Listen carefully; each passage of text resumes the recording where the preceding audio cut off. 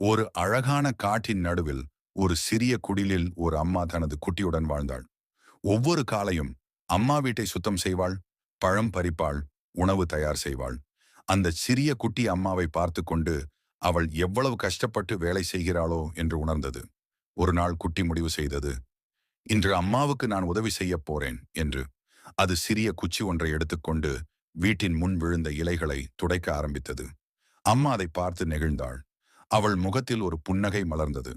அதற்கு பிறகு இருவரும் சேர்ந்து பழம் பறித்தார்கள். குட்டி கீழே இருந்து கூடை பிடித்துக் கொண்டது.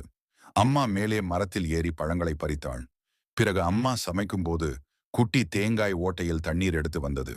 மாலை நேரத்தில் வேலை முடிந்ததும் இருவரும் குடிலின் முன் அமர்ந்தார்கள். சூரியன் மறையும் அந்த அழகான வெளிச்சத்தில் அம்மா தனது குட்டியை அணைத்துக் கொண்டாள். அவள் சொன்னாள், நீ இன்று எனக்கு உதவி செய்தது எனக்கு கிடைத்த பெரிய பரிசு மகனே. அந்த இரவில் இருவரும் நிம்மதியாக தங்களது குடிலில் உறங்கினர். வெளியில் நிலா ஒளி விழ அந்த குடிலுக்குள் அன்பின் ஒளி பரவியது.